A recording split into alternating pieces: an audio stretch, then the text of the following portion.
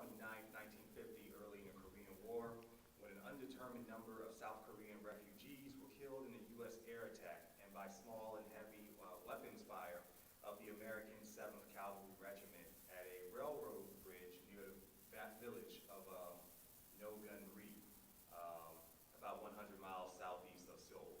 In 2005, a South Korean government inquest certified the names of 163 dead or missing and 55 wounded, and added that many other victims' names were not reported. The Nogunri Peace Foundation estimated in 2011 that 250 to 300 were killed, mostly women and children. Okay. Bismillah ar-Rahman ar-Rahim. Anybody that want to can look up Komatsu. Remember we was out there and and there's, I think, Fred Komatsu, Koematsu.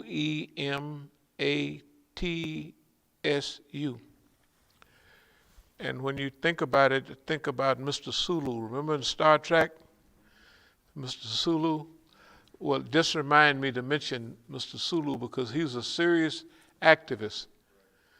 Everybody just remember him as a Japanese guy on Star Trek. But Mr. Sulu, he might have passed away a little while ago. I got his real name somewhere.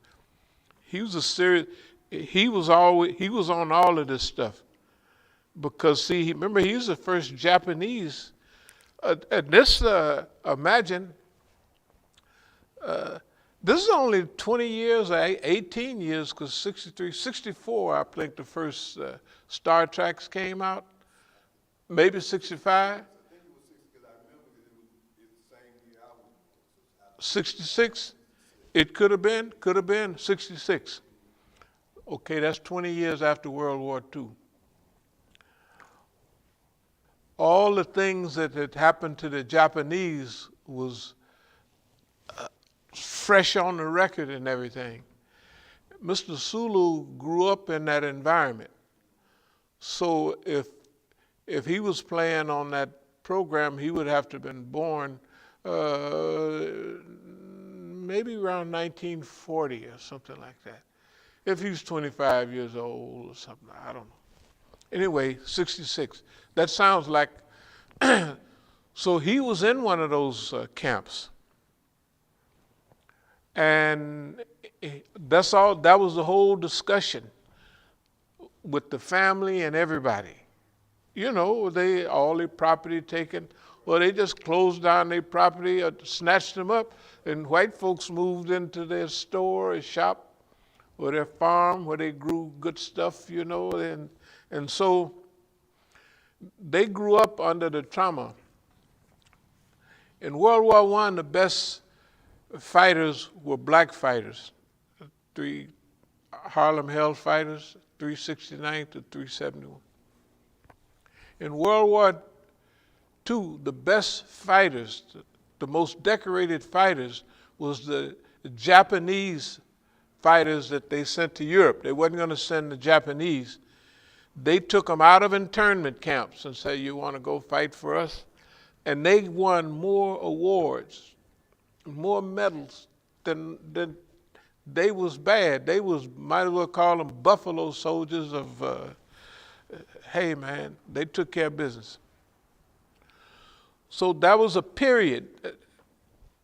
I want to now go into the period of which we're in right now, and I want to try to associate it with not only the time which we're living, but the surprises that happened that been going on. The last year or two, they've been really consolidating and speeding up. And the last 2 weeks, the icing was spread on the cake. That is the situation with immigrant Americans. I mean, with immigrants. And I'm going to start with, I could just start with what I was dealing with Japanese. So Japanese, you remember when we went out there to way out in the country, not way out in the country, but when we went to that program and we was dealing with the law, immigration, and all that, and we didn't get a chance because remember the people would come up and say, "Are you going to speak, Imam Musa?" And I said, "No, it don't look like it." "Well, why don't you?" I said, "Ain't nobody said nothing to me about speaking." But when the white lady, the lawyer, was there, remember that they had the Pakistani lady that was either voted for or gonna vote for Donald Trump. Yeah, but they got her. She got top billing.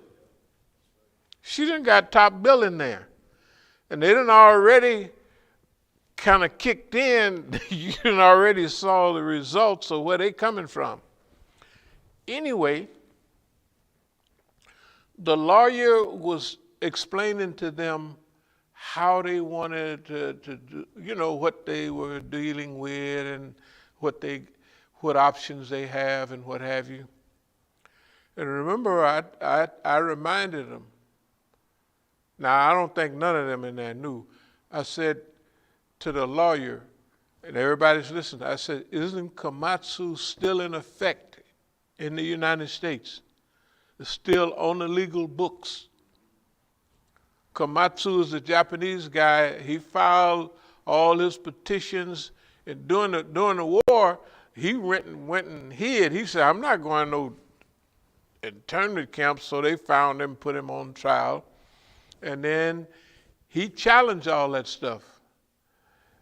In the long run, they gave him reprieve and all that, but the law is still on the books. This is what I was trying to tell them. That they can still arrest you.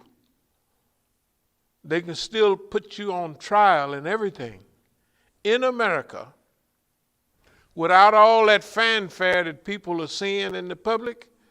They can put you away, right? And then the lawyer, remember what she said after about 5 minutes? She said, "The brother is right, the Komatsu is still in effect." And they didn't look around and jump up and down and turn no flip. They just tried to keep going like, "We don't care nothing about Komatsu or nobody. We're here in America. America loves us and we love them. If they don't love us, we're going to hug them and kiss them till they just drop exhausted from compassion of us to them." So what we're going to talk about a little bit today is, remember a year or so ago, we talked about Asian unity. And we talked especially about Japan and China. And we talked about Japan and China because Japan and China had a certain relationship. And around that time, I used to buy all my movies. Remember I had all those movies down there? I bought them from, I can't remember his name, but he called himself Tony. He was up in New York. He'd come down here with all the bootlegged movies. I guess it went to where it wasn't worth it anymore. So he stopped selling them maybe almost a year ago. But anyway, I used to talk to him about China and Japan all the time. And I had said to him about 1937, this was a bad year. This is the Japanese. What was the city over there? Japanese. In China, 1937. Nanking, that's it. So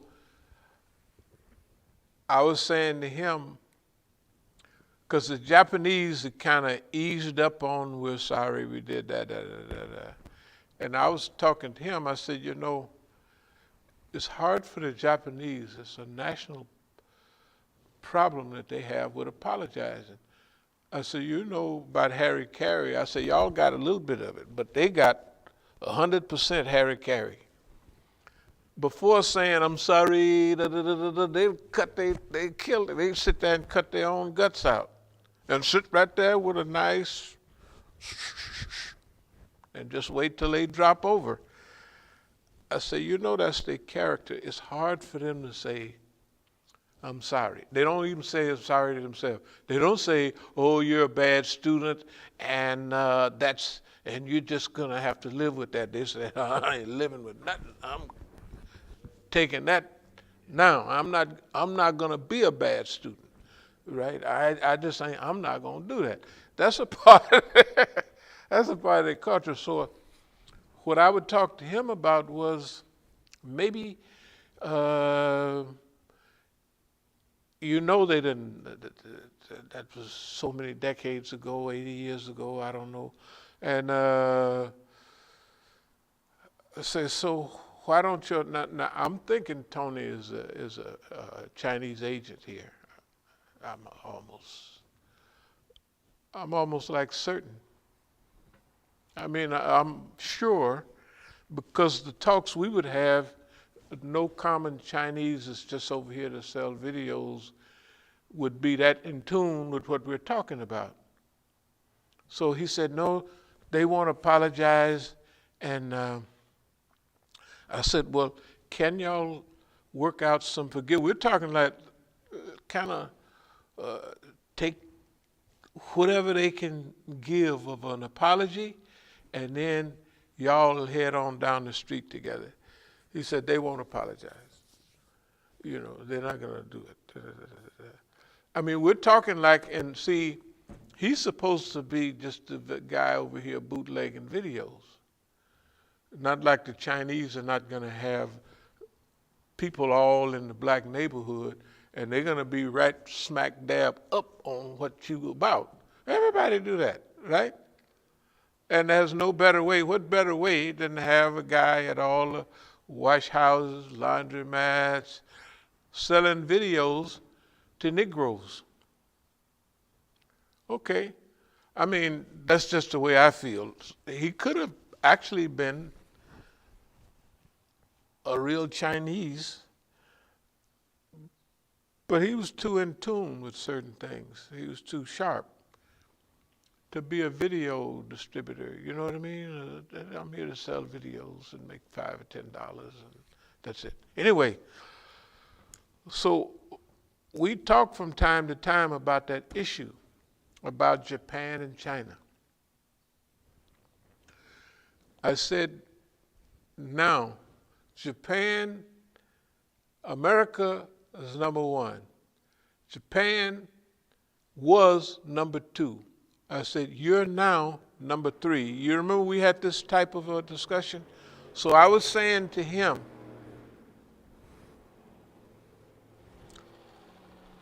you have to be very careful about the U.S. using you against the Japanese, although the Japanese may deserve it. You know, because at certain times, in order to grow big, you got to overlook somebody, you know what I mean, that, man, that was wrong what you did, but we got to get boss man. And we can only get boss man together. I want you to also think about 1998. Tiny Tigers, Malaysia, all them countries over there. They was on a roll. The world said, yeah, they on the roll, the Tiny Tigers. Malaysia, Indonesia, and all of them. In other words, their economies is booming, and they on a roll. Then all of a sudden the U.S. came out and bumped them, right? The same time, right after that, 98 to 2000, the Japanese. You remember in the 80s, the Japanese bought up everything, Sony, the Japanese moved on America, and all of a sudden, in 1 year, Europe and America turned everything upside down, and all the Japanese progress was not crushed, but they got a good whooping from the West. Okay. So this is where we're starting now. We're in a history flipping period. In America, in 1992, when they had the riots in LA, I don't know if anybody can pull up riots in LA, Korean store owners, and that type of thing. Okay, if anybody can remember the TV, those Koreans, now forget about Koreatown. Koreatown is a whole city in LA. The signs are in Korean and a few in English, but that's where the Koreans migrated to. They have Koreatown out in Orange County. They have Vietnamese town. They have areas where that whole crew, like Chinatown. You go into Chinatown, even here is a small Chinatown, but they have Chinese writing down there by the metro, and they used to have all them shops and everything down there. But anyway, the point I'm making is this, is that there's been a whirlwind of unity in the last month. But a whirlwind of unity, 2-3 weeks has been a whirlwind. All unexpected. Not all unexpected, but I'll start with it like what we would say to China is the same thing we say at China.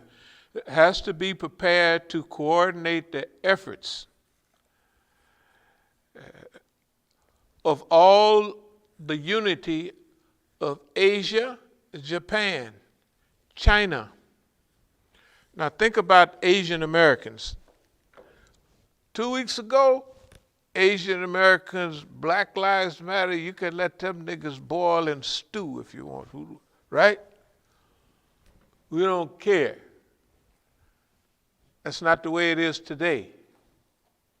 Black lives matter, Asian lives matter, Chinese lives matter, everybody matter. And all of a sudden, the Negro that did something to some Chinese or Asian person in Oakland was probably hired by the government to do it. As of right now, there's, let's call it Asian American unity, Filipino unity, Pacific Islanders. Now remember, out here we don't have a lot of them, but in California and on the West Coast, they got all those people that moved from those areas. And the first place they hit is California. And that's why California is the most mixed state with all of these people in the United States, because that's where they got to first. First time I ever saw Hawaiian when we moved from Arkansas was in Oakland. They still wore their hula-looking things, in those days, their skirts. And to us as Negroes, man, those was beautiful people. I mean, and they had their little skirt on, and we'd look at them little late. Now it's none of our business, but they wore the hula. They wore their stuff.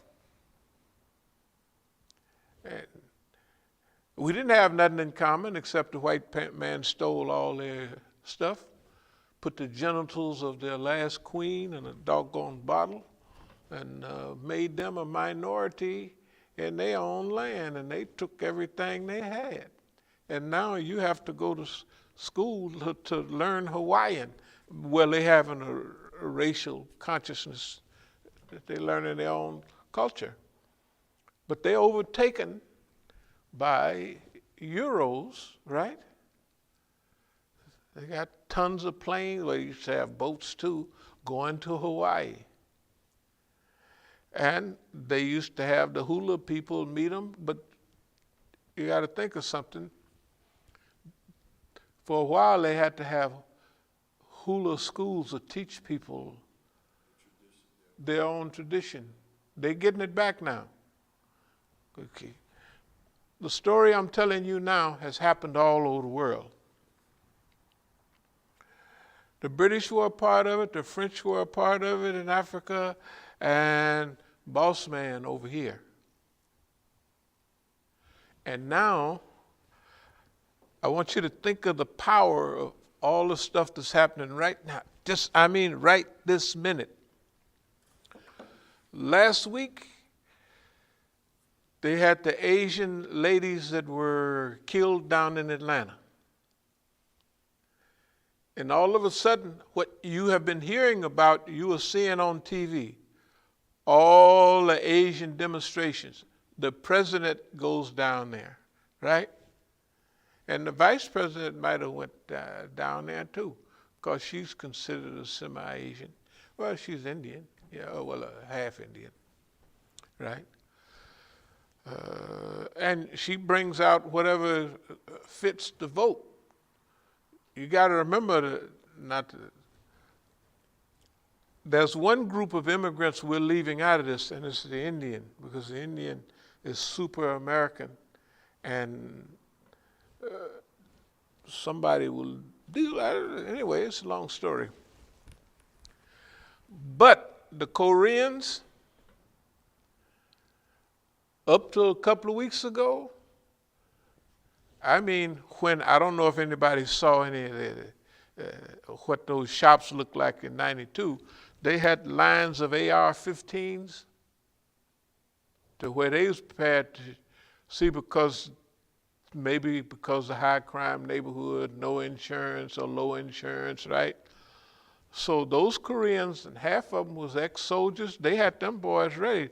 They was gonna cook the Negro. Yes, they was. You come in here, hey, we're gonna light you up. In fact, somewhere. You ain't gonna do no looting here. You can burn down the 5 and dime. But this store right here, and they had all the Koreans they was packed into Los Angeles from Koreatown. No defense of Koreatown hardly, but all of them were in all their stores all over LA and all that area, which at that time was black people. Now it's Latino.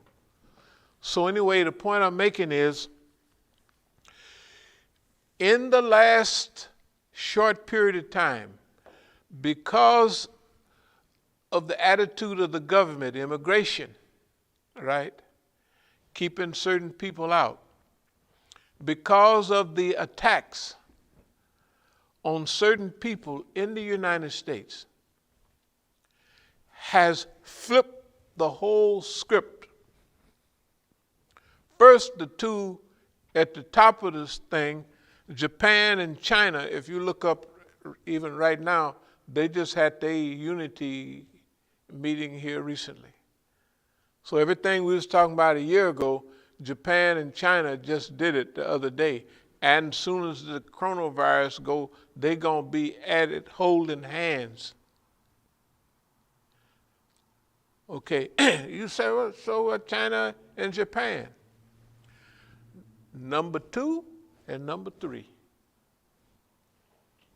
And then you talk about the Belt and Road Initiative, and you talk about the gooks and the chinks, Vietnam, Cambodia, Laos, right? All that comes under the umbrella of China, right?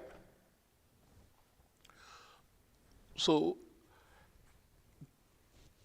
it's like unbelievable. It's not that we're prophetic or nothing, but we talked about this a long time ago. And now it's like you open the curtain and there it is. The script has been flipped.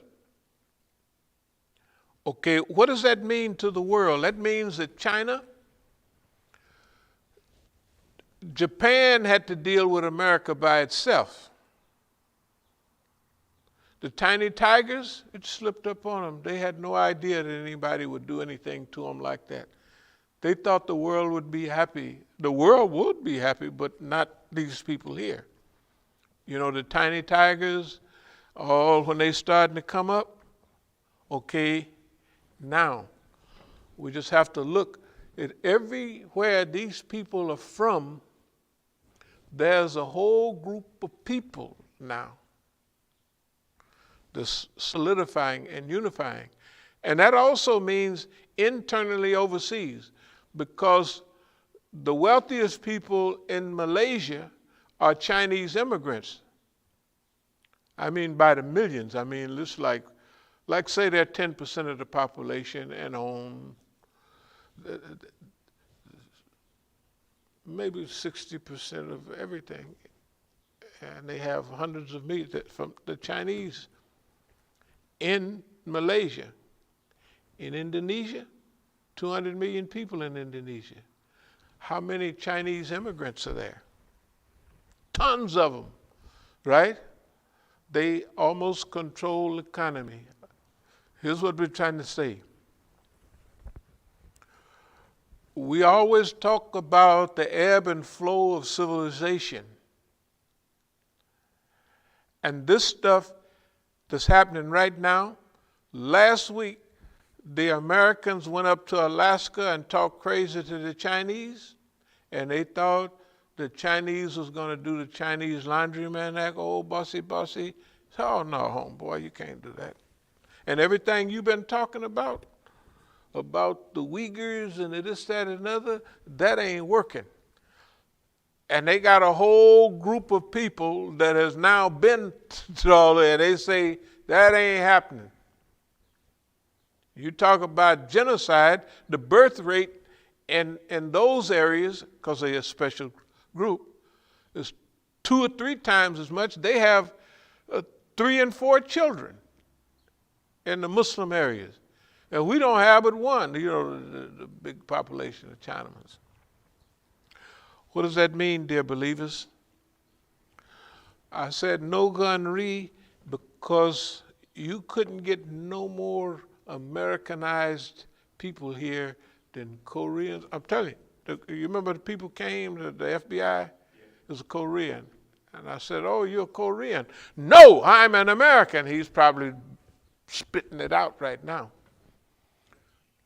Right? No, I mean, I'm telling you what, they were sitting right there. Yeah, he was Korean. Yeah, he was Korean, and he was saying, basically, I am an American. I say, yeah, but you didn't come from Korea. I am an American. I said, okay, forget it. I said, technically, if on the books, you know, when I get a passport, I don't have a Negro passport. I have an American passport. And I was just joking with him. And I've been here longer than you. What are you talking about? You just got here 2 weeks ago. You know, just to have a little fun with the people, you know. But think about the news. And when it flashed on them, all of a sudden they killing the people up there in Colorado. Why? Because there's too many Asians on there. What picture does that give the rest of the world? America, the welcome mat. America, you know, come on in. Especially you Asians. If you got some technology and $1 million, you can come over here now. You don't have to come as an immigrant, the poor guy, right? But the Asians with Korea, you look on the coronavirus and all that, who does the best? Chinese, Koreans, it ain't but 2 or 3 people died in all of China, right? It's over 500,000. I don't know how many, it may be close to 600,000 people now, but they are dropping like flies. And 2, 3 days ago, we didn't caught the little wind and the sails is blowing a few more deaths, right? This is America. Not only that, they're talking about the vaccine diplomacy, where the Chinese are giving their vaccine to those that need it, It's hard nails and ordering all. And you got any vaccine over there? We don't need it, but we want it over here just so, cause that's what we do. Let's try to look at it like this for a minute. No. It's not terrible. It's history. We've been talking about it here for years and years. We've never not talked about this subject. It builds up and it builds up and it builds up, and then there come a time when the tilt come, then everybody look, they say, the tilt done kicked in, and it's like when I used to work in the forest for the white man, bugging trees, you look over the forest, and the way we would bug trees was we'd look at the top of trees, the big pine trees and everything, and there's a bug, we call it bugging trees, that would eat around the bark. And the bark is where the water from the roots goes up inside of that bark. And when those bugs eat a circle around the tree, if they just ate up and down and stuff like that, that'd be one thing. But they eat around the bark. And when they do that, the tree don't get anything up to the top. So before it dies, it gets dry up there. And you can look across the forest like we didn't have to. We could just look from the road, and so we would know where to go to work every morning. And it was called bugging trees. You cut down the tree. The tree is still alive and healthy, but it's getting ready to die. And we would cut down the trees, no matter how big it was. Then we would cut the bark off the tree and burn the bark. And then technically you would either leave the tree there or cut it up, In those days, they had a couple of chainsaws, but most of them was them cross-cut saws.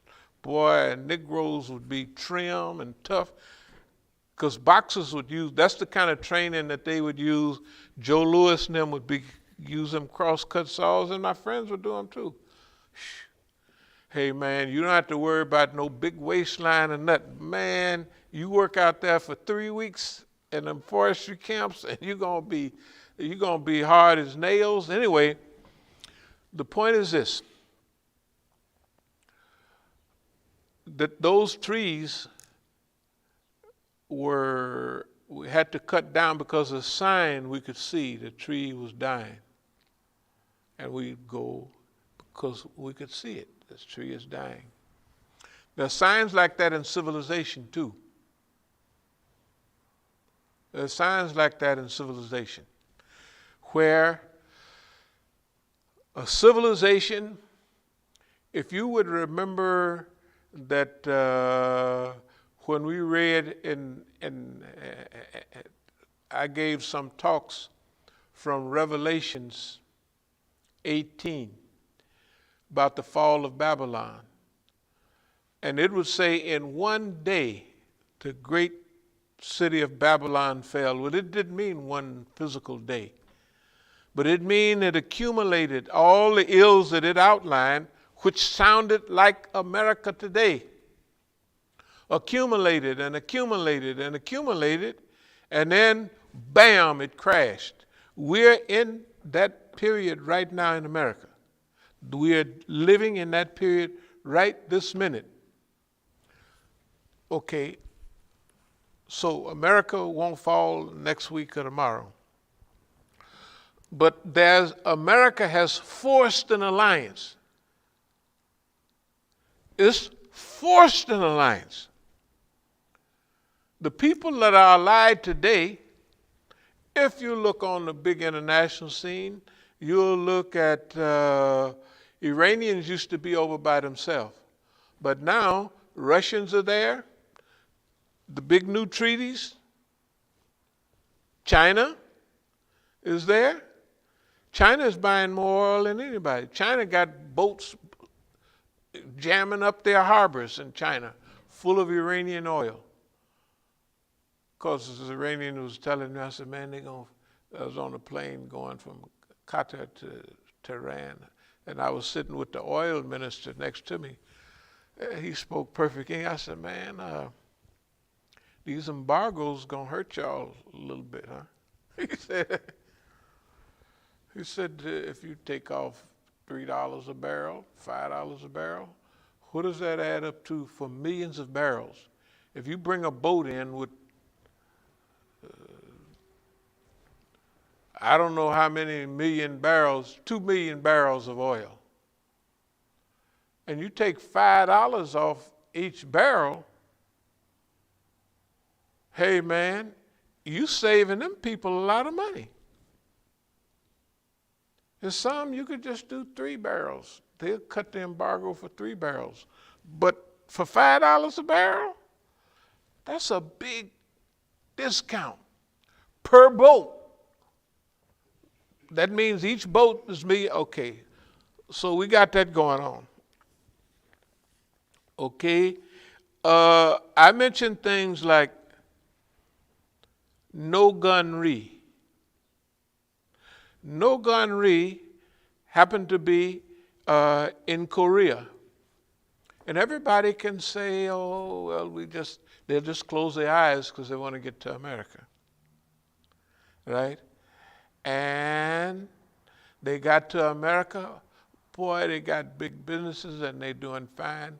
They're the best educated. The Chinese, the Koreans, and all those people are the best educated in America, right?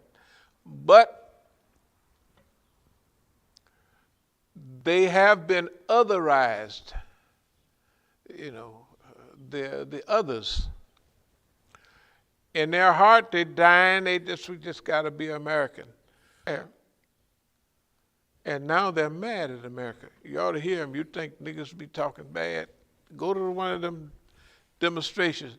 I said, man, y'all got, we went to bed one night and y'all was pro-America, and now, it's like when you break people's heart, they get mad. They get real mad then.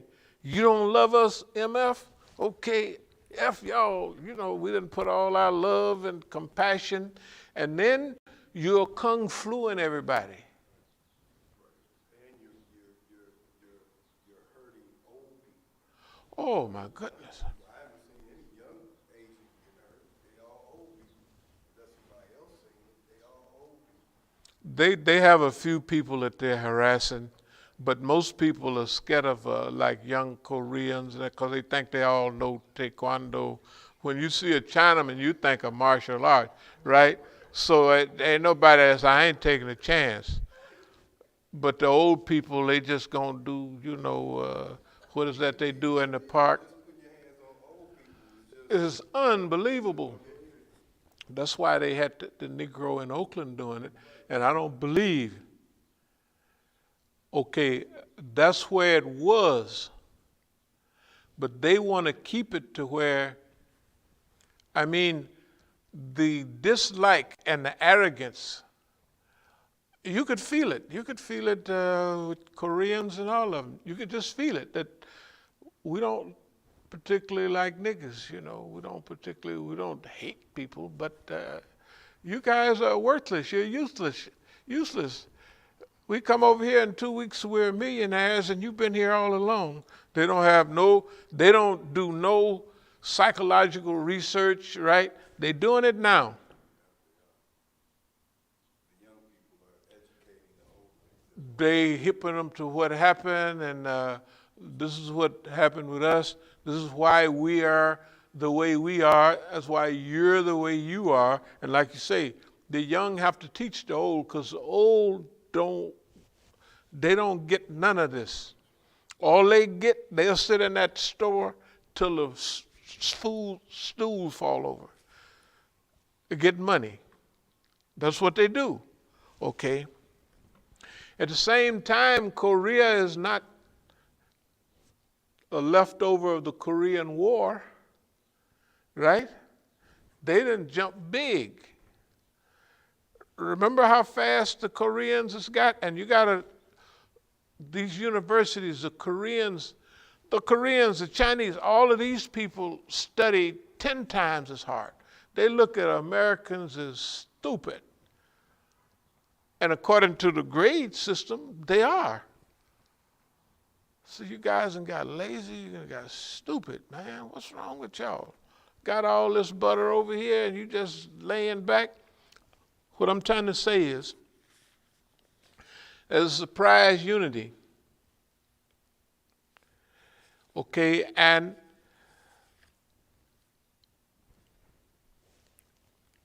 you have to look at us right here. Like, for instance, who's been talking about this besides us?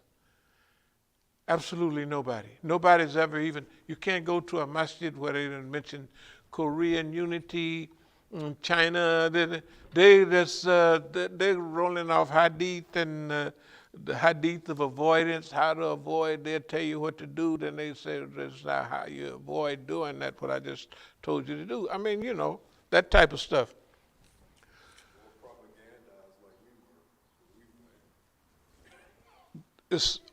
Look, it's unbelievable. Okay, now this is where what is called long-suffering, patience, all of that longevity comes in, because when you make an analysis, and it's a correct one, it's evidently it's correct. Our analysis has been correct. It's been correct plus not only the analysis, not only the outline, but the people involved. Each people we've involved. When we talked about allies, Russia, Iran, Syria, Iraq, Yemen, on and on and on, Venezuela down there, right? What the U.S. has done, this China slapped China upside the head. When China is big, okay, they always have the big wars, the War of Armageddon in the Bible, but this is the conflict. They would call it a new, not a new Cold War, but that type of conflict. That they've been hinting at it, yeah. But here's what it is. They have forced the allies together. It's like they walked around and picked, who can we get on our team? Well, if you pray a lot, you can get Australia on your team, maybe, from way over there. But Australia don't want to be bothered with this crack over here. He's two blocks away from China and all of that stuff. And probably half the stuff in the store is just like over here, come from China, right? Chinese immigration mixed with Arab immigration. The Australians, they're in a European country. Not only just to jump on that, but look at Europe. In Germany, the Turks, 30 years ago, 10% of the children in German schools was Turkish. You know. Later on, the other Arab immigrants in Germany. In Europe, because we used to tell that we want to work on community here, we want to live in a Muslim neighborhood. They said, we already got Muslim neighborhoods, we don't want those. That's what they were saying about Europe.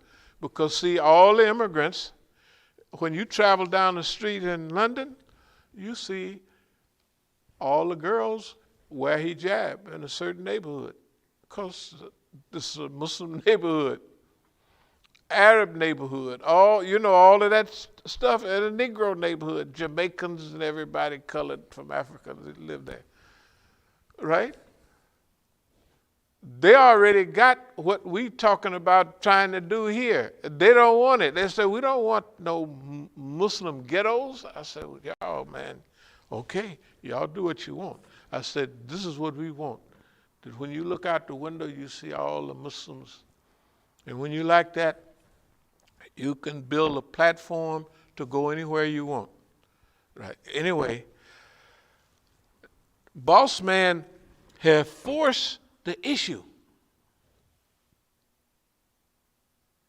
And not only he pushed all the big boys, you got to remember, when you push Russia and China, right, and Iran and all of these people together, including Indonesia, Malaysia, right, and you start pushing them all together, you demand that you got to work together, right? Because he's not thinking. The dummy is not thinking. They done chose this war, and this war, it was excellent for Malaysia to misstep back in the 90s. It was excellent for Japan to misstep in 2000, that period. But now they're all together in unity, in harmony. And if you think I'm lying, look on your thing. China and Japan is singing Kumbaya right this minute in harmony. And then their overflow is going to Vietnam, although Vietnam, you got to slap them every now and then. All the Americans was there, then they, oh, we're happy for America. Yeah, well, you better straighten up because the Belt and Road is going through your joint. You want to get on? Yes. So the Belt and Road is kicking in all over. You ought to see what the Chinese have done. They got people studying Chinese in Iran, in Arab countries, and everything. They're going overboard. But don't worry about that for now. We'll get back and tell them to be good later. Right now, just keep on rolling. And they might even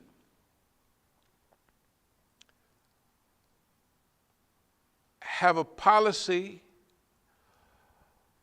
of not overdoing it with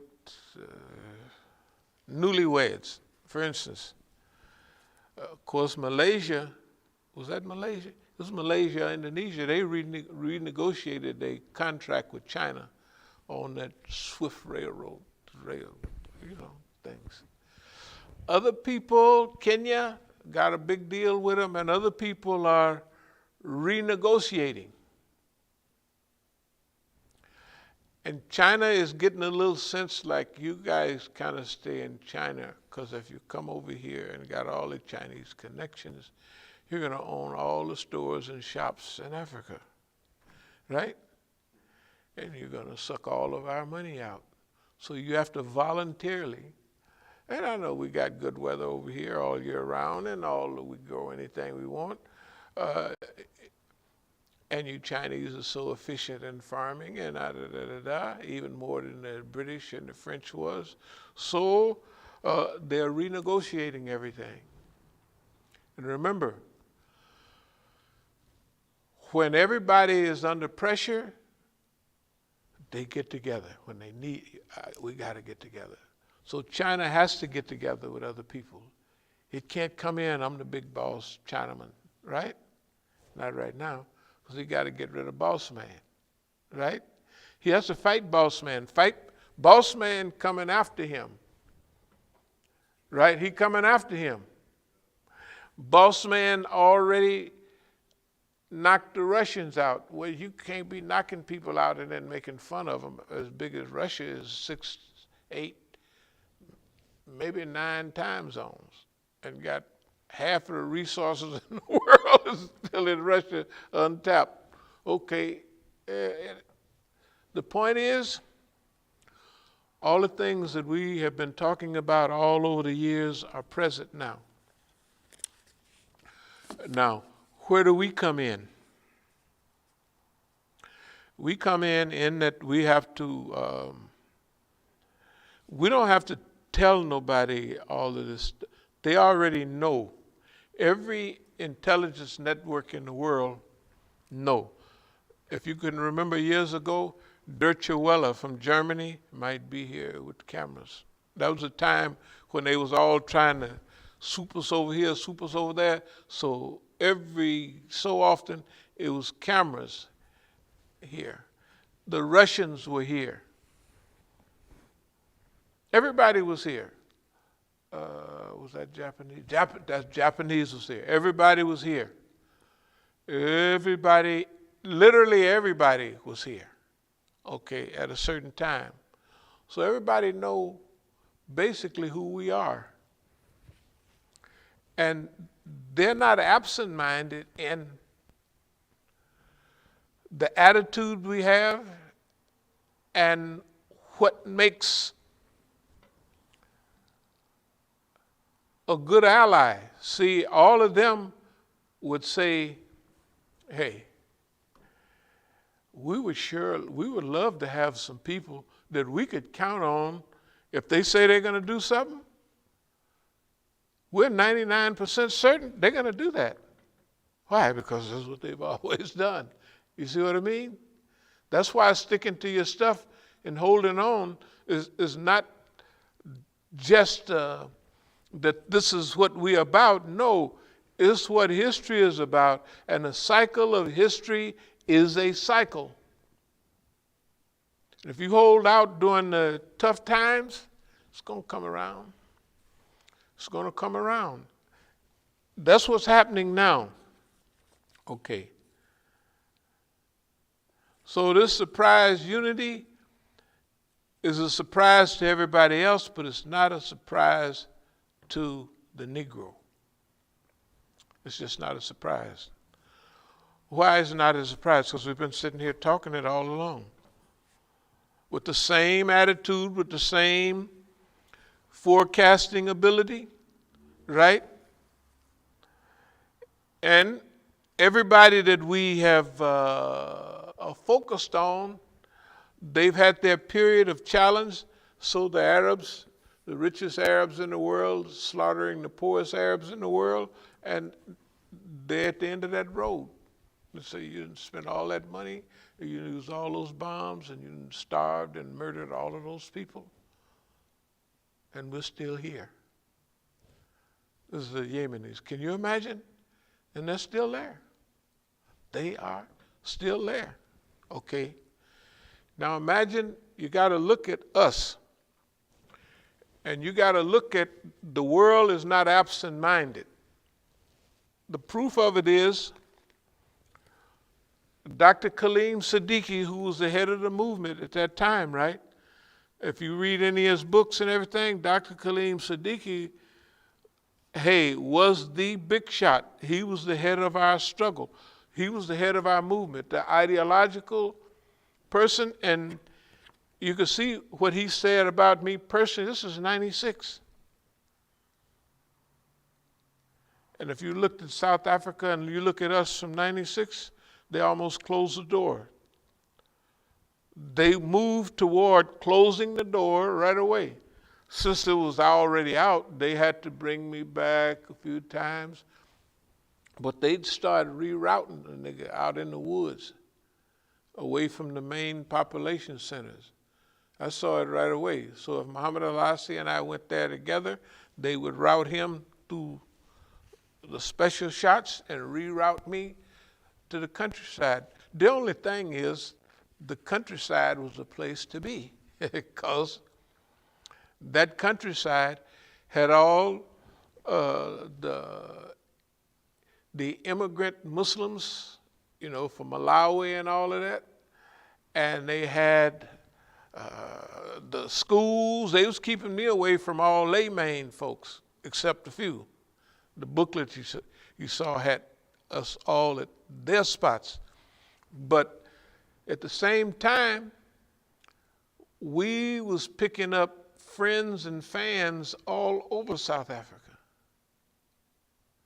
because they were sending us off the main line, off the beaten track. And that's why you would see at a Muslim girls' schools, everybody wearing hijab and all of that. Not one of them was Muslims. It was a Muslim school. That was the rule. They are all African. When I came back, I told Well, first of all, before I left, I told the brother, I said, well, I think we're going to adopt this school, Avondale, something like that. I said, and I'm going to go and I'm going to ask my daughters if they want to, their daughters with the same age, my daughter is the same age as them, about, So you want to adopt a school over there, and we raise so many, so they said, yeah. I said, well, what we're going to do is we're going to raise a certain amount of money. First of all, I looked at the girls, their shoes and their clothes and everything. I said, we're just going to raise $10,000. That's 250 children. And we're going to divide that amongst them, and we're going to take them on a shopping spree. Not for books or none of that. It's a girls' school for things that will boost their self-esteem, which is new shoes, new outfit. And what's the names? They got panicked. They was mad. The big rich families, they was mad. You ain't seen me go back. You ain't seen me back. I ain't been back. I ain't been asked to go back. Because that's exactly what I was going to do. But when the word got around, that means that those rich people and all the good that they're doing, they don't want no nigger to share in it. They don't want nobody to see other black people helping them. And I said, that's y'all's problem, man. Because I went to Polokwane, that used to be Petersburg. And some of my friends that are good brothers, they was looking at how I was looking at the Africans they was bringing to Islam, and they was bringing them just to little charity, and the guys was hungry, sisters. So they would put on anything just to, So one of the guys, they're good friends of mine. They looked at me, they looked at them, and they said that there's a lot of potential here, isn't it? I said, yeah, but the way they was doing it, they realize when you're face to face with it, you realize and they realize that they're not doing it right. They're not trying to make them independent, right?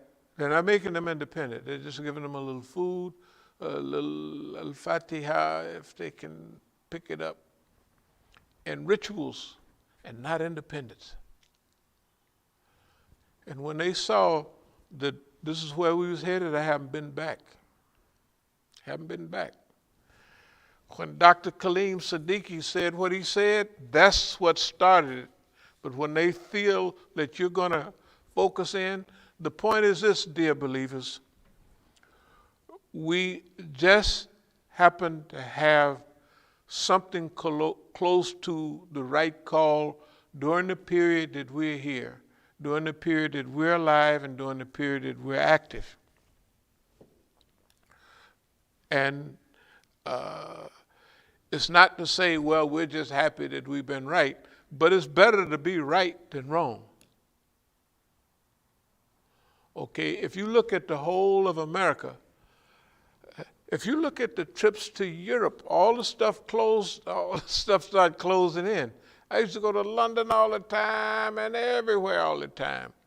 Even trips to Iran. My old passports got stacked up with trips overseas. But you go back 15 years ago, they started easing away. And I know it, and when I would go to Tehran, they started keeping me out and, almost not a hostage, because I had a few friends here. They said, when are you going to come to see us? They didn't want us to go see nobody. They wanted to suck everything out. And it even got so serious, because when you're a translator and you translate a long time, it starts hurting your head because you're thinking. So one of the teachers of English, he was reading articles. He said, did you write this stuff? Did you write this stuff? I said, of course. I said, of course. We're in a class, and first they're going to suck all of the stuff out of my brain, and then they're going to teach me. So when they start teaching me, the brother that was there translating, this is their managers, and he said he knows all of that. He said, you got this pyramid stuff up there? I said, you got all of that down. But he said, he said he didn't mean that. He meant something else, and you didn't understand what he meant. He said, you guys, the managers, that's what we're going to do. I'm going to share with them, and they're going to share with us there. He said, he already, in fact, he would see notes. He would say, because I got notes for them. Because, I'm studying them all the time. That's what that big article was about. It has an outline of what I'm saying to them, what they should do for the next few years. And hey, I ain't been back since. And it's right, it's on the front page of the newspaper. Okay, the point I'm making, it doesn't make no difference what it is. If it's what the Negro has been running around Zayd and Siraj and them and jumping up and down, they have not been right at all about nothing. Yes, excuse me. They have been technically correct about Dawa and all of that, but they politically is stripped of any political value. It has no value, and it has no context of how to use that. Okay, what I'm saying right now is this is a good time. And how everything happens for us, we already know the effect we're having. So when China recognizes their ally, they'll come right around and send somebody around. When they have a new election, you don't have to worry. Everybody that'll win is every group that might win is our home folks. It's just the way it is. The ones that won last time used to be our home folks, but they are bootlickers. They kissed the white man's behind. One of them could run for president over here, and at that time, they'd have let him win because he would have been more of an American than them. Right? It's clear. It's clear. The world they set up is crumbling. And the world that we have resisted is coming, and the world we've been pushing is on the way. And it doesn't make a difference like the little details don't make a whole lot of difference. The main points that we've been standing on are absolutely only Allah's, but they're very correct. A high state of correctness is happening. Okay. So what we want to do is what we've always said.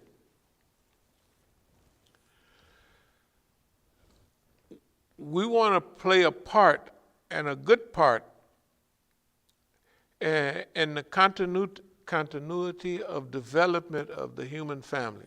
What we mean is we want to do good for everybody we come in contact with, including boss man. Yeah, we don't want him to bust his head wide open and he just fall down dead, because he'll fall on a lot of Negroes, a lot of Mexicans, and everybody. So, but we ain't gonna chase him down to say we want to help you and do good. No, if he ain't got enough sense to know by now where we're coming from, then he can go to wherever they go, wherever he's probably headed anyway. In other words, him and his allies, and that means that means us too, because see, we have a serious, it's moving at a time when it's not just decisions I make, it's decisions now everybody make. See, because technically everybody is responsible for the decision that they make about themselves, about their family, and about the future. And we don't want to get stuck in a historical, semi-prophetic clamp where the people are being exposed to what's good and what's right, and they reject it so much that, the people say, hey, man, anyway. So what we have here, Allah, God has discombobulated basically the white nations and the stooges. Okay.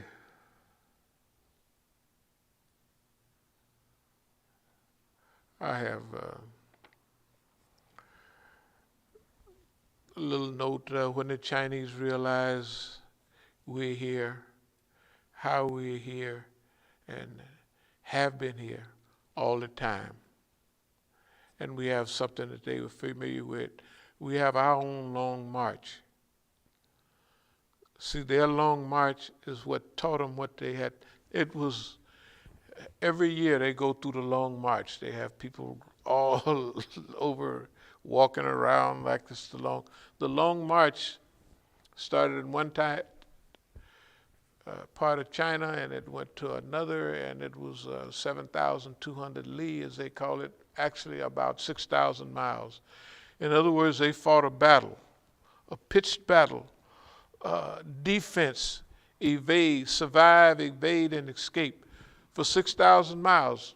So that means that you're fighting on horseback and on foot. People that had airplanes and everything, to California and back. And you're going through the same type of terrain. You got to go over to the Rockies eventually if you're going to California, right? You got to go through the doggone desert before you get there. So you're going to freeze to death and lose a zillion people, and you're going to burn up from exhaustion. And you're going to go through swamp where horses can get sucked in to that, and you make it. That's what's been going on here all the time. The Negroes here have been so Negroid that it's unbelievable. I mean, it's just unbelievable, the colored behavior. But we are not, and we never, hopefully never will, allow their behavior or the Negro behavior to affect us. Because actually, technically we got it good. I mean, we could have it, it could be like Imam Jamil or any, if that's what was happening with us, we would swim right through it. But we're not going blind, and the people may beat us upside the head and do all of that, but that's part of, we've encouraged that. They're not doing a surprise. All of that we've encouraged. Everything that's happened to us, we could have stopped this a long time ago. From day one.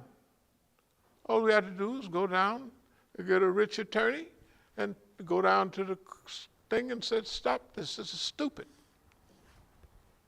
That's all. We could have done that anytime. But we needed the training for history, and we needed the training for ourselves, and we needed the, let's call it a semi-purification process, taskiya bil nafs, where you go through a self-induced program of purification. That's what it is. Okay, anybody knows us would know that we could have got through that anytime we wanted. Okay, we talked about Nogunri.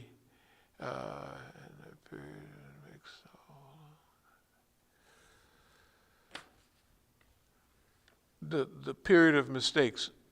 This period of mistakes is something that the community, the European, his whole crew are making all of their own mistakes. They act like they have a program designed, right, to go out. Where's their mistake? Let me go do that. That's what he's doing. We've had people, now remember, we'll be dealing with CARE a little bit. We'll go back and visit with CARE.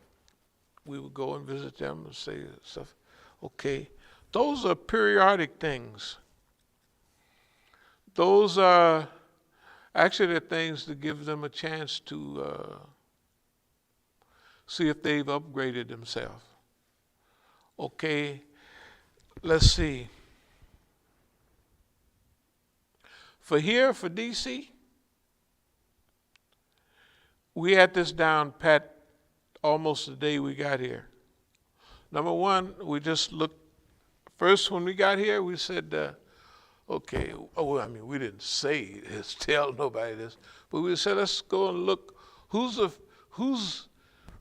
here been working with the Iranians or for the Iranians?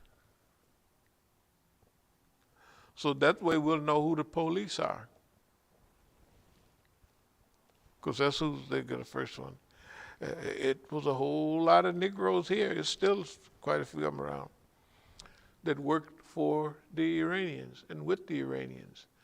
That's why by the time I got here, Iranians were very skeptical about African Americans. And I was kind of the only one that they trusted a little bit. And no matter where the Iranians went, the Negroes would be behind them. I'm telling you, look at Gaithersburg. When the Iranians went out there 30, 40 years ago, the Negro was behind them. All of them from here, whoosh, went right out there. They went to Gaithersburg. When I came here and I was telling some of the Negroes, won't it be nice to call the Adhan in the southeast? They looked at me and says, what does the southeast have to do with me? Not that they're just born here, raised in the southeast. Yeah, the Negroes was born and raised in the southeast. And they wanted to know why was I so energetic and enthusiastic about calling the Adhan in the southeast. Okay.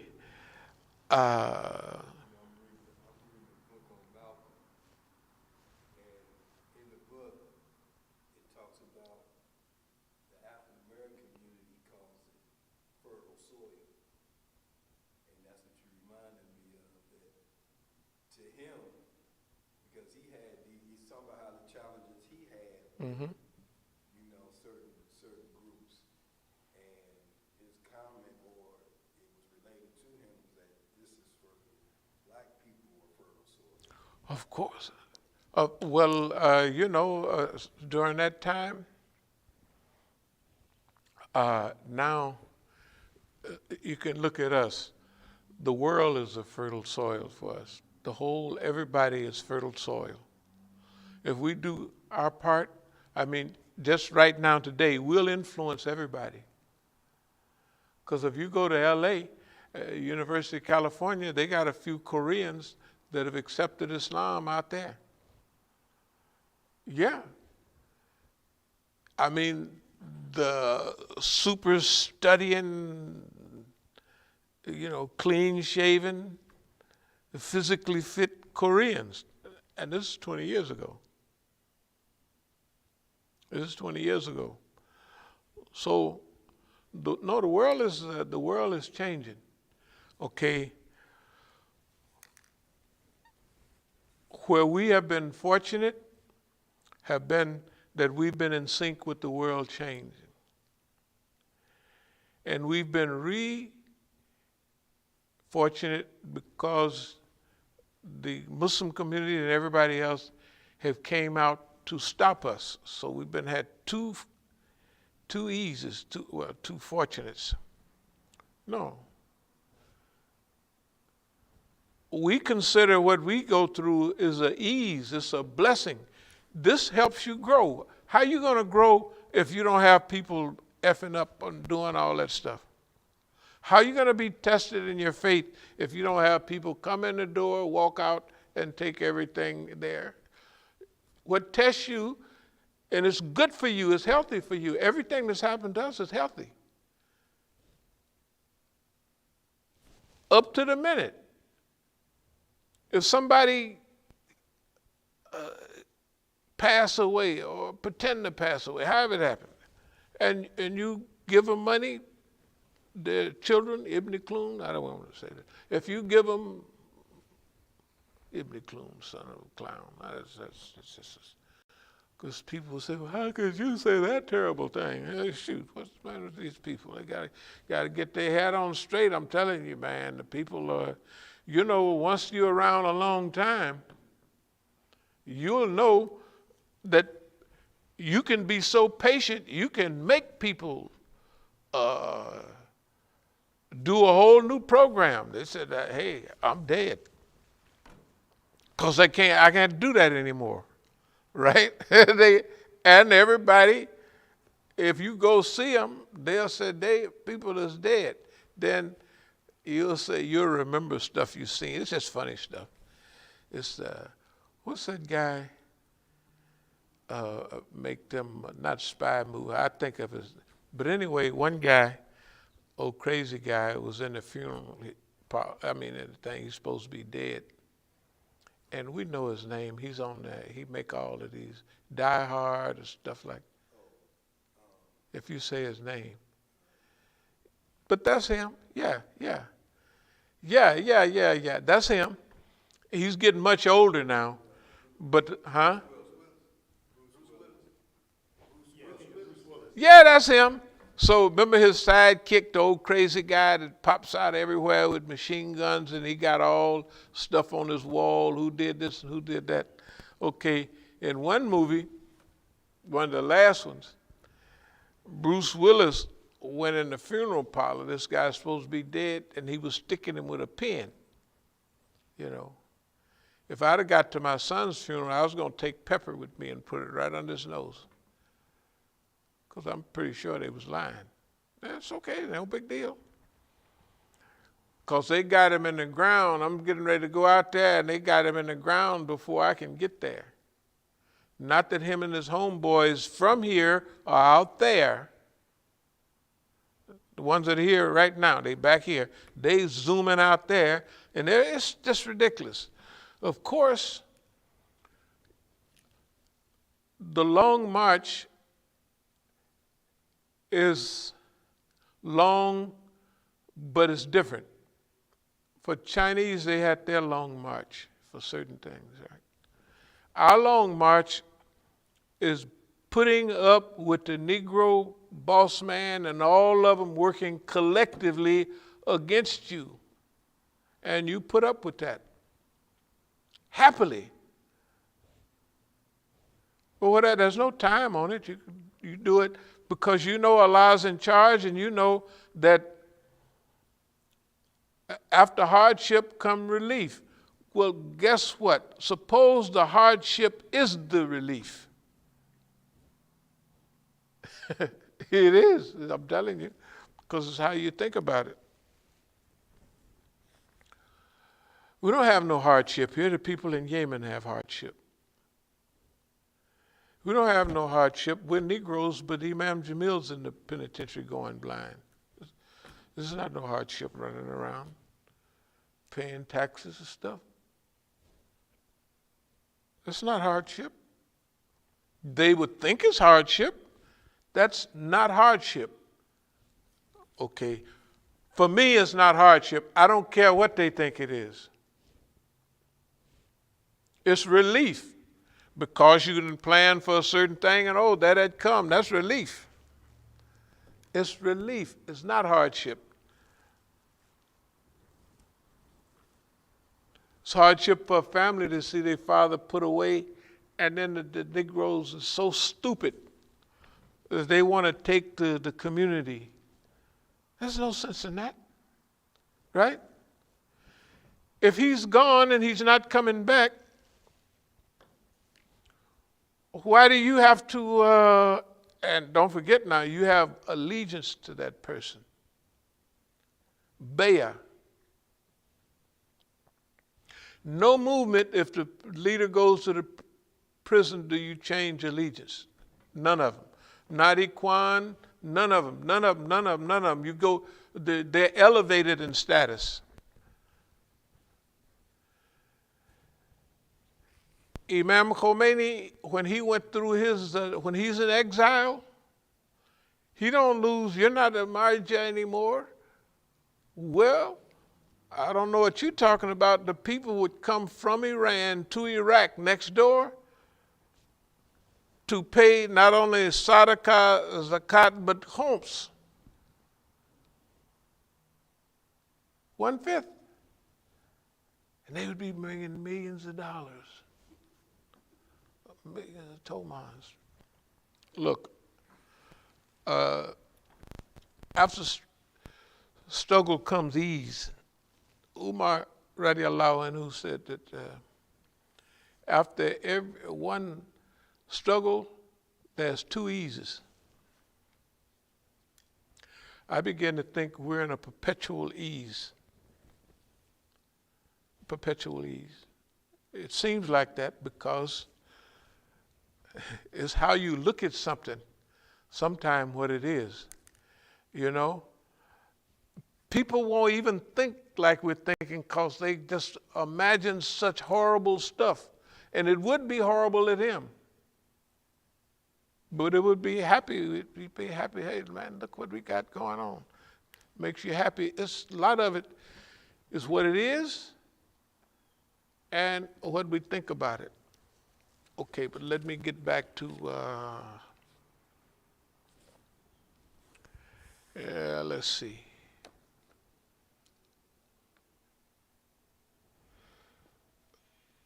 Some of the people around, I remember Abdul Malik years ago. Just trust me. He was talking about Sister Bahia. And, you know, he was getting rid of her and he wanted me to marry her. And he was saying, just trust me. Now, a few years ago, I said, well, I called him the police and a snitch and everything.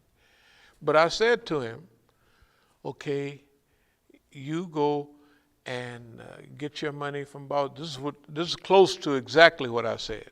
Close to, not exactly word for word. Look, you get your money, you get your salary, and then, you know, just send a few signals and go on about your business. Well, he didn't do that. He got his money, but he didn't give off everything he gave off was slick. So I got to get my son's mother and bring her out here and blah, blah, blah, blah, blah, blah, blah. Oh, what does she do? Well, she's with Kwame Ture now. I said, all African people, liberators, you know. I said, my goodness. I said, he's a tattletale. Now he wants to get his ex-wife.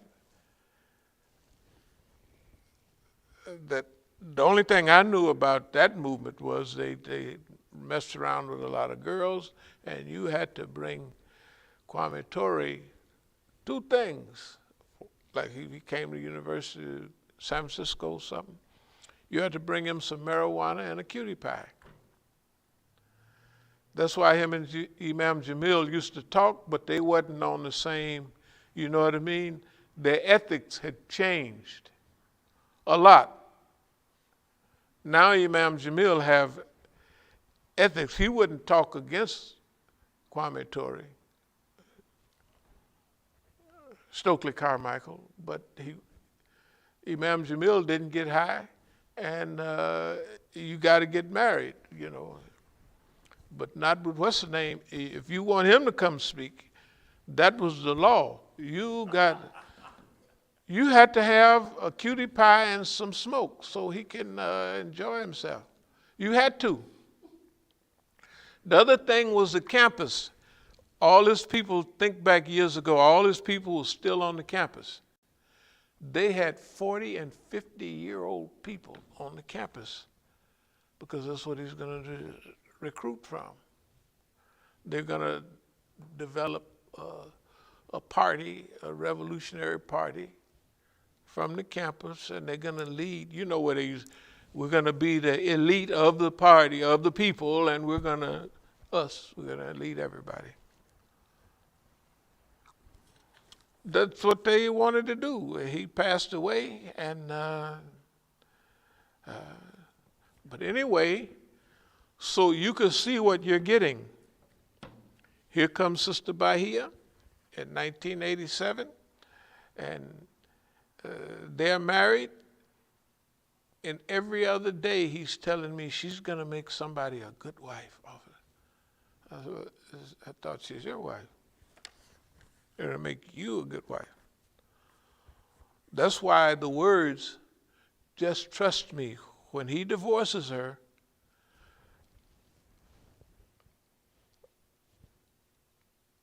no. This is good. Just trust me. It's not that I didn't trust him then, because everything was going according to the way I looked at it. This happening. If it's going to fall into place, if he's hitting on me, if we're driving down somewhere, and you know peripheral vision, you're looking right into his eyes driving, and he's looking up. I said, boy, these people is crazy. No, the people, you know what I mean, they underestimate. But that's the global trap. How do you think you trap people? How do you think you trap people? It's getting so old now, it's like, man, this is not even, it's not a challenge. It stopped being a challenge a long time ago. Because the people never changed their pattern. It was always encirclement and suppression, surround and mislead and misdirect and cut you off from everybody. The same old dumbass plan, but I didn't say that. I didn't say that. That's what I was going to say. That is a dumbass plan. It is 5,000 years old, almost. It seemed like we're going to cut you off from everybody, and that's why I'm just going to get in the car and drive around America and raise money. We don't necessarily have to do it, but it's fun, and you'll be out of isolation. You won't be cut off from nothing. Because sometime you may sleep in a hotel, you sleep in a car, you sleep in the Masjid. And by the time you went all over America, guess what? You will have seen all the new big Masjid that have developed all over America that you haven't seen in 25 or 30 years. So a lot of those little houses on the corner, those are now big, huge Masjid. Multi-zillion dollar Masjid. Hey man, it's a different story. I mean, we know some of them because we go to them. But I'm telling you, the whole show, you trust in Allah, Allah gonna hook you up. So anyway, Abdul Malik, just trust me. Just trust me, that's the same stuff. I said, sure. It's not bad. It's not being a liar when you don't trust nobody, when you tell them you do. But, it's kind of like a diversion from the truth. You make a temporary diversion from reality because the people are trying to discombobulate you, divert you. So, since that's the game everybody playing, you just playing it. And then plus, see, here's the thing. if you're 100 years old and everybody else is way younger, and you've been through 50 times as many traps, and you didn't miss the traps. It's not like you didn't. Everybody else step on them damn traps, and you didn't miss every trap. The boss man, well, you don't know if you didn't miss everyone, but all the big traps that gaffle you up, that steal your energy, that divert you, that make you sad, you miss all of them. You miss all of them. Just miss them. And you maintain an attitude of, what is it, love, something like that. What's that? Yeah, optimism. And you are optimistic too, and happy. Look, see, people do not get happy in the struggle. They don't get, and if that's maybe what you secretly wanted, Allah give you happiness. Nobody else talking about, hey man, I'm happy in this struggle. They just run off with this. This makes me happy as I could be. You may not believe it, but y'all might have heard it on the thing. When I went to the hospital, when I was busted upside the head, boy, I was grinning so hard, and the lady, two black ladies over, they say, why are you so happy? Never have anybody came in here that was a victim of a crime. I wasn't no victim of no crime. I was a victim of a free-for-all. This is happy. This is what, I'm happy at this. And then I'm going to move toward a close, but see, the stuff that they tell everybody that's supposed to be bad. For instance, if boss man, if he puts something in your head and he can read your thoughts and everything. Well, boss man, I don't hesitate to say this. Boss man is technically a dummy. Yes, he's a dummy, biggest dummy you ever seen. Because he's easy to fool. He's easy to fool. And boss man, if you know boss man might be doing a little monitoring, Allah will teach you tricks and stuff to use on him. Whatever he did, it doesn't make a difference. Allah will teach you what to use. That's why you'll have funny names for people that do stupid stuff like Baba Clown, Clown, Baba Clown, and Ibn Clown. Ibn too, I don't know. And if they do something, they'll be sitting there, you could tell Ibn Clowns. They'll come in and they be, when they think you're going to do something, maybe to Baba Clown. And you tell them, we love everybody. And even Baba Clown won't stay where he's supposed to stay a lot of time. He'll move over there with them, not because he can't get around, but because he's going to be safe, you know. The same with the girls. I was staying at this house, the police come by, where's so-and-so? The police with a uniform on. Because they think if I done discovered who a person is, I'm going to do something to them. That's what they think. That's not the fight we're in. We've already seen everybody do that. We've already seen everybody do it. This is not, this thing, I believe that this is going to be love, optimism, and what is the other one? I keep forgetting. Kindness, love, and optimism. Humor, yeah. Kindness, humor, and optimism. To me, it sounds like love, but they see when a Negro get a certain look on his face, they don't think you mean it. Because that nigga don't mean nothing about it. They don't believe it. Nobody believes it. You can drag your butt down the street with your toenails and they not going to believe it. Because they, you know, it don't go like that.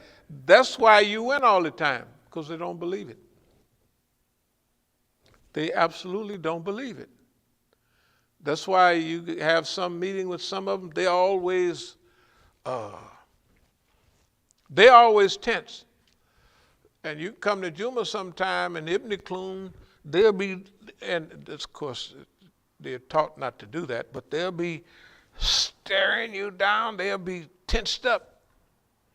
And the first thing you're taught if you're going to make a hit on somebody, right?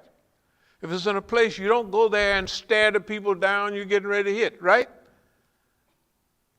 You don't stare them down if you're in a meeting or if you're in a thing and you're going to hit Johnny Boy. You don't come in, right? You don't do that. Maybe you smile or not pay attention to go ahead and sit down. But you don't walk by Johnny Boy gritting your teeth and everything and breathing hard, standing over, right? That's the way Ibn Khaldun them do. They so pitiful. They do that every time. I can't tell them to stop. I be wanting to say, y'all got to stop that crap. It's dumb. And Ibn Khaldun is not new. I've been saying this for a long time, right? Anybody remember? Because this didn't start happening. It haven't started happening. It's ridiculous. And you can't tell nobody nothing. They don't want to, they believe whatever boss man told them. They believe it. And no matter if it don't work, you know, what have you. Myself, if I go in a place and, you know, people just is going up and down, I believe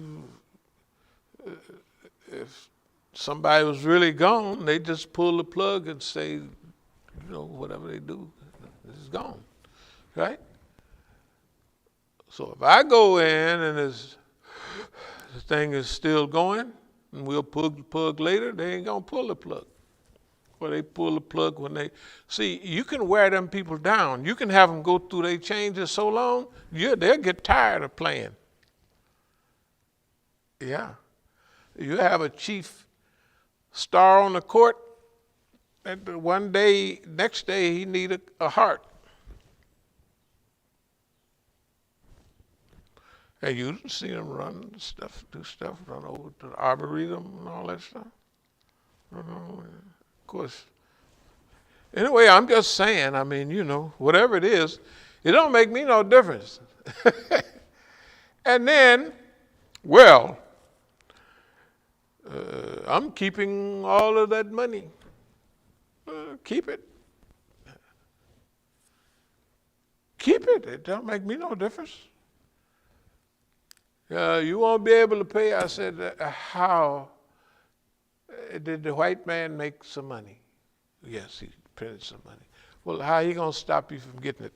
If you ain't never, if you're 200 years old and you ain't never been without no money, how are you gonna stop you from getting some money? This is ridiculous. It's absolutely ridiculous, right? We're not 200 years old, 70, 80, something like that. I mean, the people don't even make rational daily decisions that make any sense. And everybody's watching it. Look at, oh, it ain't nothing. I'll say the same thing. It ain't no big deal. But there's just a couple of things that I like to mention. There's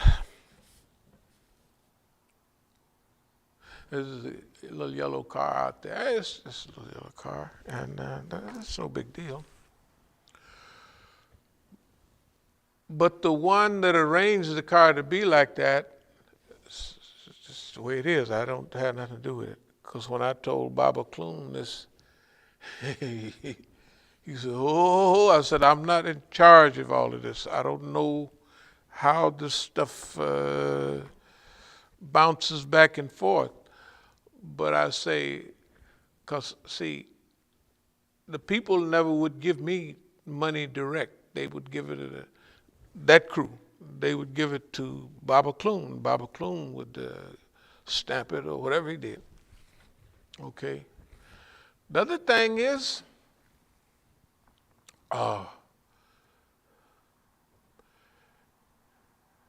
well, I ain't going to talk about plane crashes, but I'll talk about some of the big Negroes here. I was one of the first sessions in the early 90s when everybody left over there the first time. So a big old guy used to sell meat, used to have a restaurant down there on 8th Street. And he says,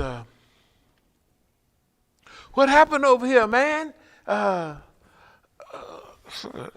happened. Well, where's everybody at?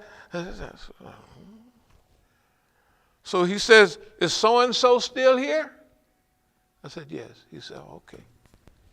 I said, man, these niggas is dumb.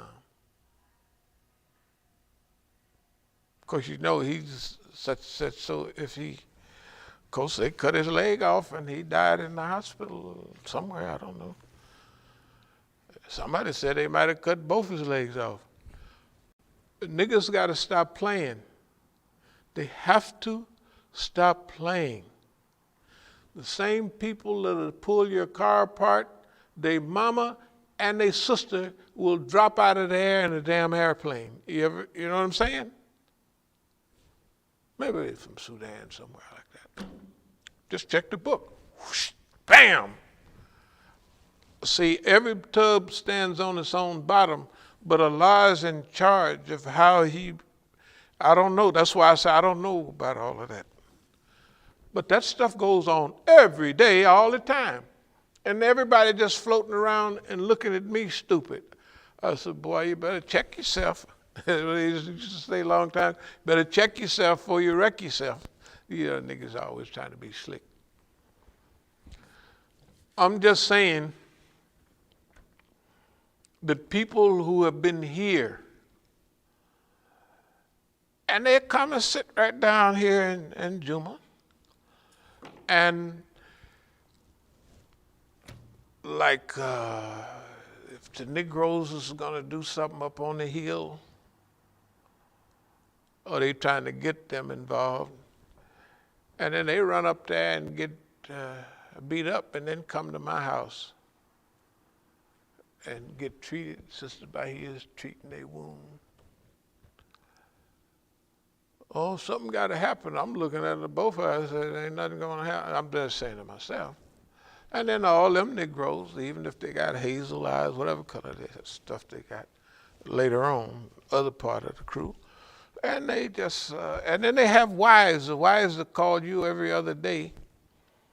So you got to tell the people to mind their own business. Anyway,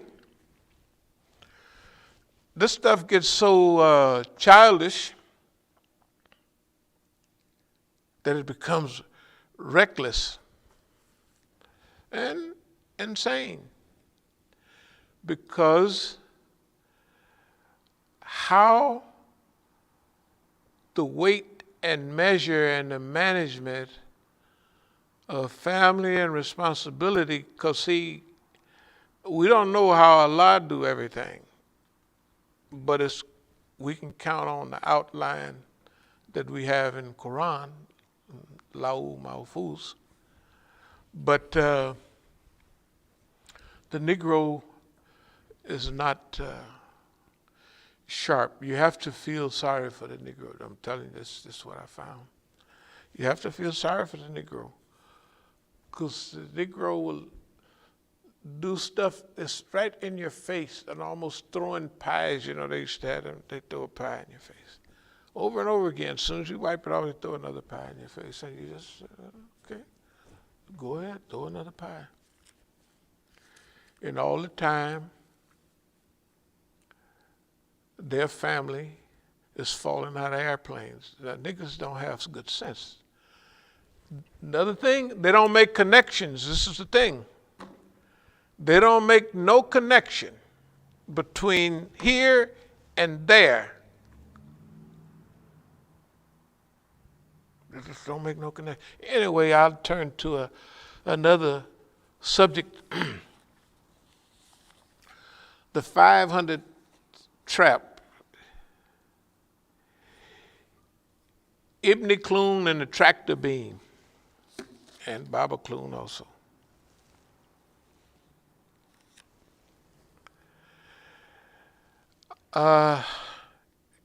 You know the movies, the tractor beam on Star Trek, get nigga hooked in it, he can't go nowhere.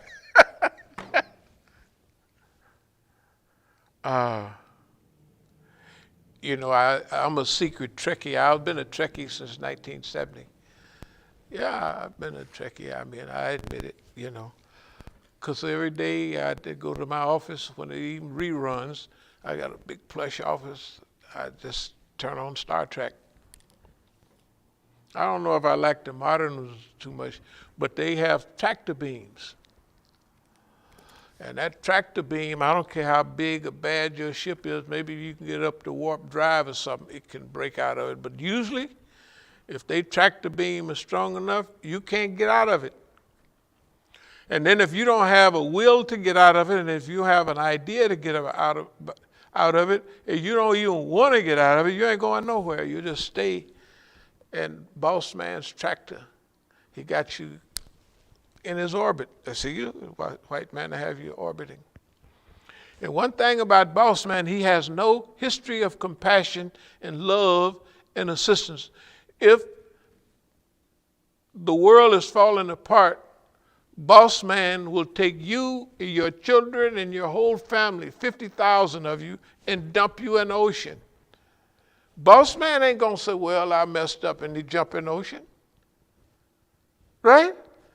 I ain't never heard of boss man push you off. He pull up the rope. He do all of that. That's his behavior. He has never behaved any different. Now, if things are getting like it is, which it looks like it is, if we're living in a world that boss man is getting ready to go, and everybody else is either chose up the team they own or they revolving around each other to the point that militarily, psychologically, boss man looks like he's scheduled to lose this round. But it doesn't make a difference. If he don't lose it, he's still battered up. If he don't lose it, still there's a change in the environment. It may be for a glorious new future. We don't know. All we got to do is do what we know or what we feel with yakin, some amount of certainty in our heart. Do what's right. And everybody else should do what they think is right. Not because somebody told them, if you get signed up on this, you're going to be all right. Boss man can't guarantee nothing anymore. He can't guarantee nothing. He can't guarantee nothing. That's all it is to it. Anybody that can't see that, well, we'll get you some glasses with big Coke. You know, when you can't see, they give you them big, thick Coke bottles so where you can get 50,000 magnified. That's what we'll get you. We'll get you some big Coke bottle glasses. Anybody can't see this stuff right here? This right in front of us? Okay, now,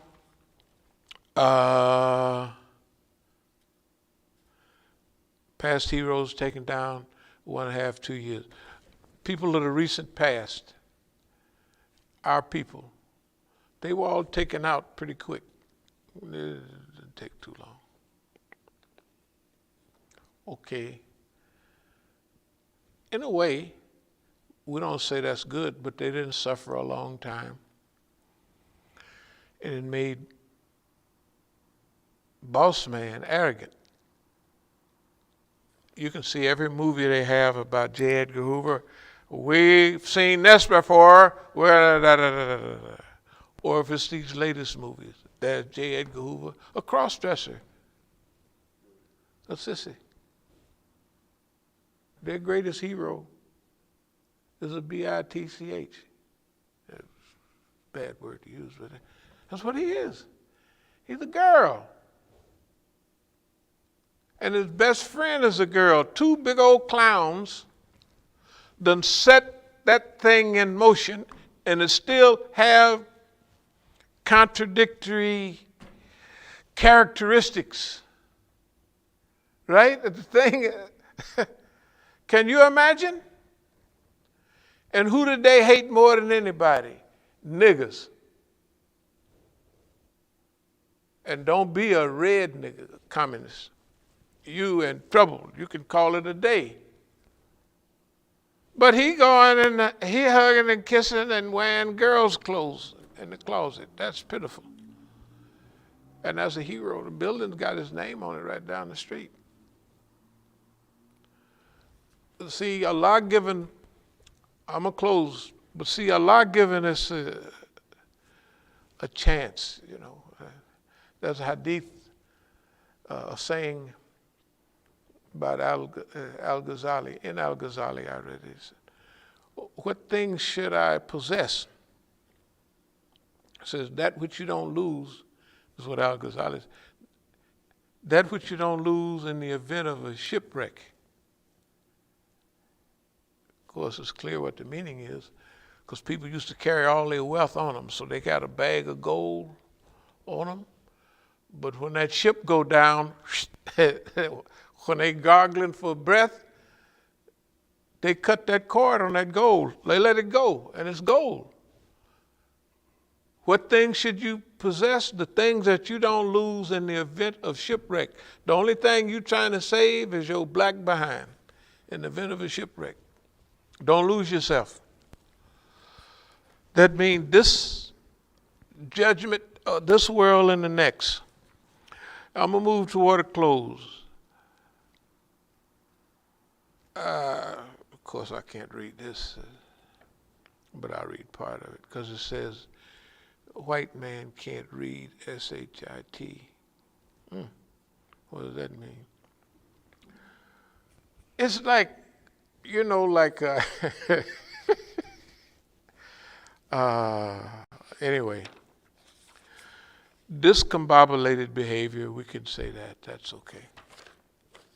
What's this behavior? Look at it, go turn on the news today, now. Boss man is busy making problems for himself that he can't do nothing about. He's making the problems for himself. You can't save him. If you try to, you know, like when you do swimming, they used to teach people how to save people. You can't go save, just try to swim out. Shh. Them Negroes will pull you down.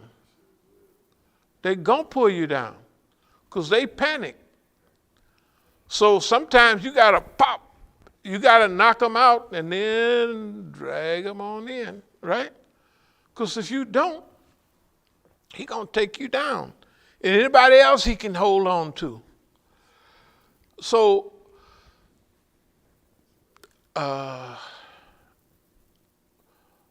boss man, I think we can all agree that he's discombobulated. He's not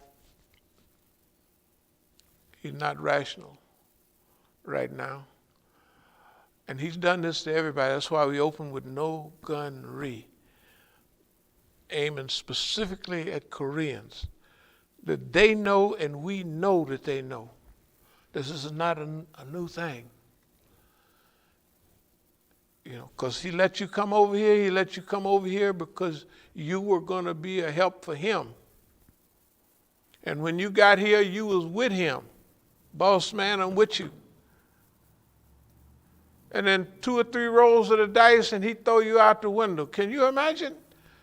Can you imagine the trauma that the Asian community, because remember the Asian community used to be the optimum nice guys.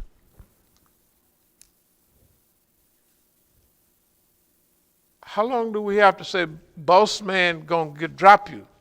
How often do we have to say that? And everybody look at us, you're jealous, you're just black, you're mad, right? Something.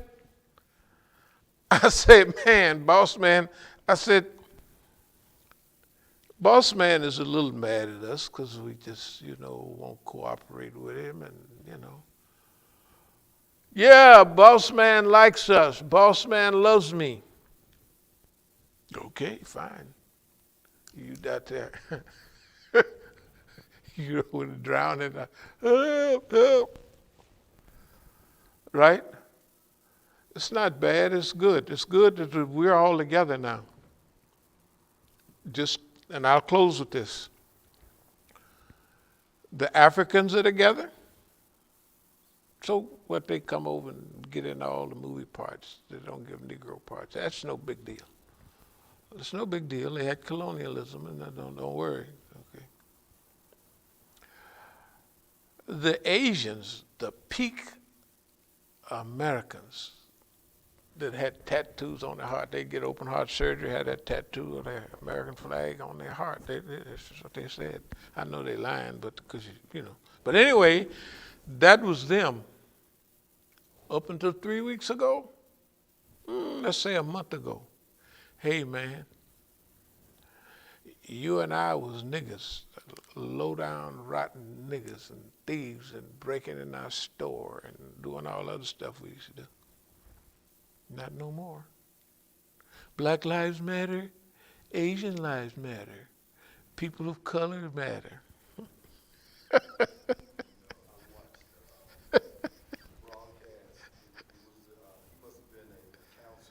Right.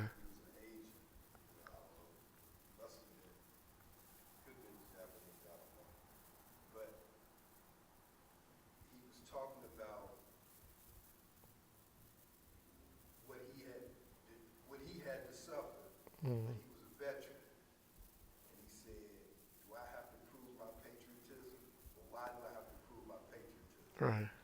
So he had a suit on.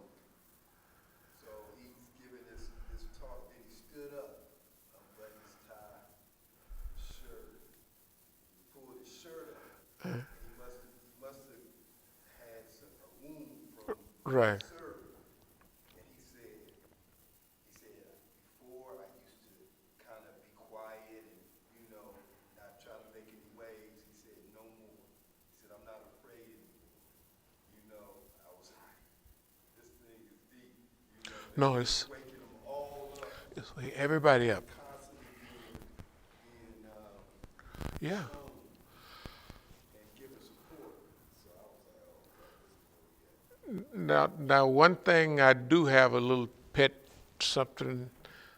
I want, I shouldn't be wanting it, but I would like to see African Americans play a reasonable role. You know what I mean? Not to be on the front seat, but you can tell by the writings, we want to be in the mix. That's right. Right. It's always being used, so everybody else can get on.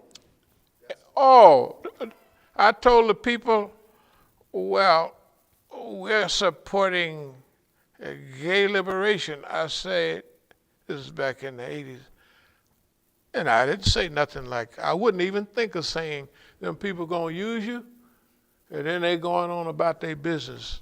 And if you don't, and them people, I said, who you think up there in New York turned over all that stuff? It wasn't no Euros, it was the Negroes that whooped all them people up there and got busted upside the head. And where's the Negroes now? Where's anyway, we want to be a part of, it's not from Malcolm's time, but to ensure you have to be at the table when they divide everything up. We're not going to move from that to keep it balanced, to keep everybody from killing each other and everybody from after the victory, they win, they double cross. They're going to have somebody that expects all that to happen, and they're going to have a team of people to help it move through that period till a real level of trust and maturity come. That's where we want to be. And it seems like that's what's happening. It just seems like that. Allah knows best. Are there any questions or comments? I know we've been moving from thing to thing, but it seems like this was a good subject to talk about today, because you can't turn on the news without seeing it. It's everywhere. And we need to understand what it is. And it's not that we saying it for the first time. It's just collaborating what we've been saying all the time. It would be nice if we could bridge it, because the other news